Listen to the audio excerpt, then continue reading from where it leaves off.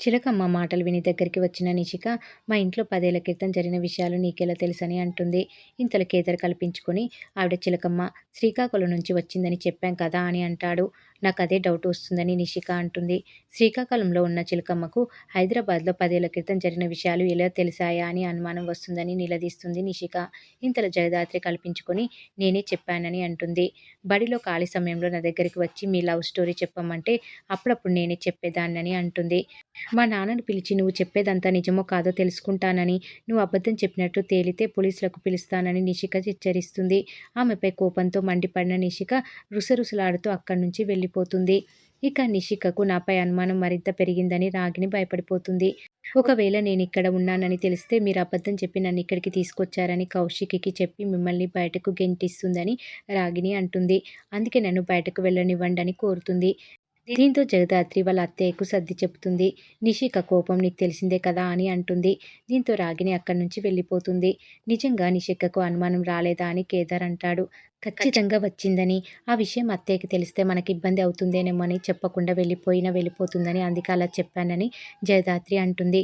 ఇప్పుడు నిషిక వాళ్ళు ప్లాన్ చేస్తూనే ఉంటారని, కాబట్టి మనం మరింత జాగ్రత్తగా ఉండాలని అంటుంది జయదాత్రి.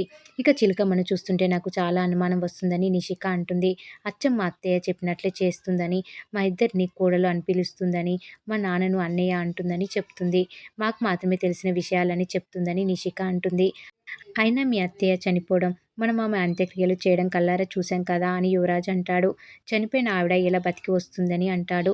అవన్నీ నాకు తెలియదు కానీ చిలకమ్మను చూస్తే మాత్రం మా రాగిని అత్తయ్యలాగే అనిపిస్తుందని చెప్తుంది. ఇప్పుడు వదిన ఇంట్లో లేదని, మామయ్య కూడా మన పక్షమే ఉన్నాడు కాబట్టి ఈ సమయంలోనే జయదాత్రి వాళ్ళను బయటకు పంపించేయాలని అంటుంది నిషిక. అందుకే మా యామినిని తీసుకొస్తే కూతుర్ని చూసి ఆగలేక మా అత్తయ్య బయటపడిపోతుందని నిషిక చెబుతుంది. గార్డెన్లోకి వెళ్ళడానికి ప్రయత్నిస్తున్న సుధాకర్ని చూసి వైజయంతి అక్కడికి వస్తుంది. నువ్వెక్కడికైనా వెళ్ళాలంటే నన్ను పిలవచ్చు కదా అని అంటుంది. ఎంతో సేపటి నుంచి నిన్ను పిలుస్తూనే ఉన్నానని, నువ్వే రావడం లేదని మండిపడతాడు సుధాకర్. సరే నేను తీసుకెళ్తాలే పద అని వెళ్తుండగా సుధాకర్ మంచినీళ్లు కావాలని అడగడంతో వైజయంతి తీసుకుని రావడానికి వెళ్తుంది. వీల్ చైర్కు లాక్ వేయకపోవడంతో హాల్లో ముందుకు వెళ్ళిపోతుంది. సుధాకర్ గుమ్మం తగిలి కింద పడిపోయేసరికి కేదార్ చూసి వీల్ చైర్ పట్టుకుని ఆపుతాడు. దీంతో అతని చేతికి దెబ్బ తగులుతుంది. అది చూసి సుధాకర్ కరిగిపోతాడు. దీంతో వాళ్ళు మళ్ళీ కలుస్తారని భయపడిపోయిన నిషిక తన కడుపు పోవడానికి జగదాత్రే కారణమని సుధాకర్కి గుర్తు చేస్తుంది.